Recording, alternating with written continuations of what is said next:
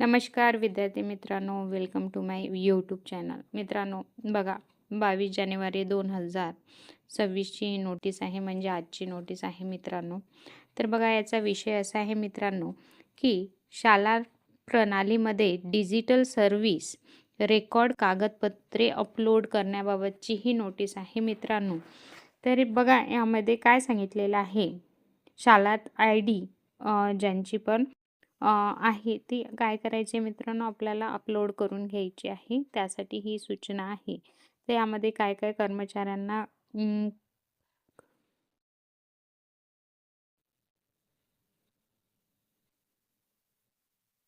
नमस्कार विद्यार्थी मित्रांनो, welcome to my YouTube channel. पहा मित्रांनो, आजची ही नोटीस आहे 22 जानेवारी 2026 आणि याचा विषय असा आहे मित्रांनो, की शालात प्रणालीमध्ये डिजिटल सर्व्हिस रेकॉर्ड्स कागदपत्र अपलोड करण्याबाबत, की शालात आय डीचे जे पण कागदपत्र आहे, आपले शालात आय डी आपल्याला अपलोड करायचे आहे मित्रांनो, त्याची कागदपत्र अपलोड करायचे आहे. तर बघा, कोणकोणत्या कारवाई करायची आहे मित्रांनो. तर पहिलं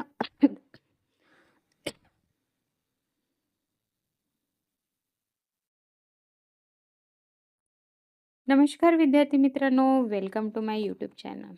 मित्रांनो बघा, 22 जानेवारी 2026ची ही नोटीस आहे मित्रांनो. विषय आहे शालात प्रणालीमध्ये डिजिटल सर्व्हिस रेकॉर्ड्स कागदपत्रे अपलोड करण्याबाबत मित्रांनो.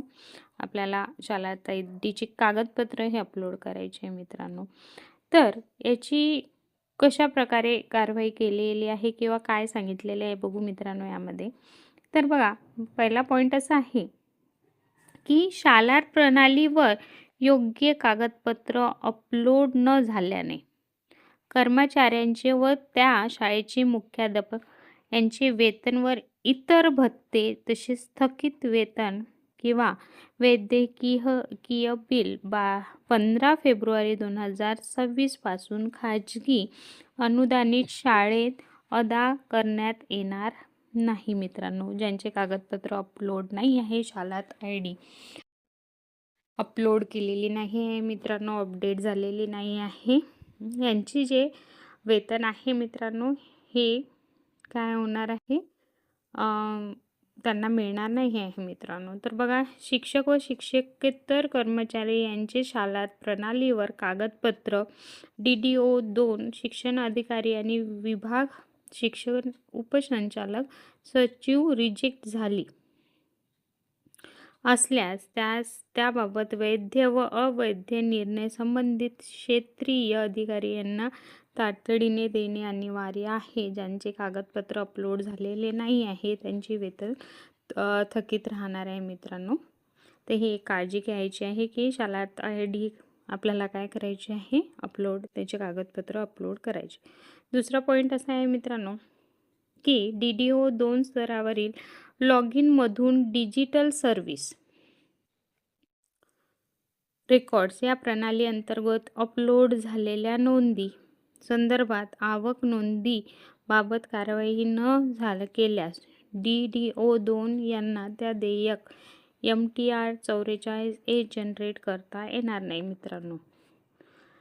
चतुर्थ श्रेणी कर्मचारी यांचे वय 60 पेक्षा जास्त व इतर करिता 58 वयापेक्षा जास्त तथा कमांडंट पदावरील 62 असल्यास अशा कर्मचाऱ्यांना जन्मतारखेबाबत DDO1 आणि DDO2 यांनी तपासणी करून काही बदल असल्यास काय करायचे आहे मित्रांनो, जन्मतारीखमध्ये 15 फेब्रुवारी 2026 पर्यंत ही कारवाई काय करायची आहे मित्रांनो, चेंज करून घ्यायचे. ज्यांच्या जन्मतारखेत बदल आहे यांना याबाबत आवश्यक ते तांत्रिक व्हॅलिडेशन शालात प्रणालीमध्ये होणार आहे मित्रांनो. हे चेंजेस तुम्ही शालात प्रणालीमध्ये करू शकता.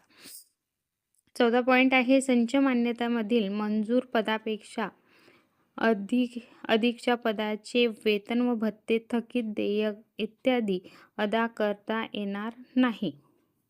त्यानंतर आहे मित्रांनो बघा,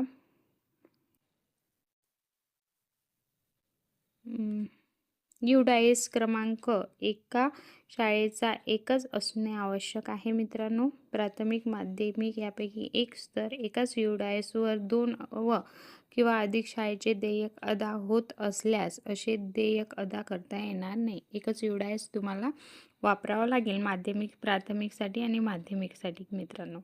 त्यानंतर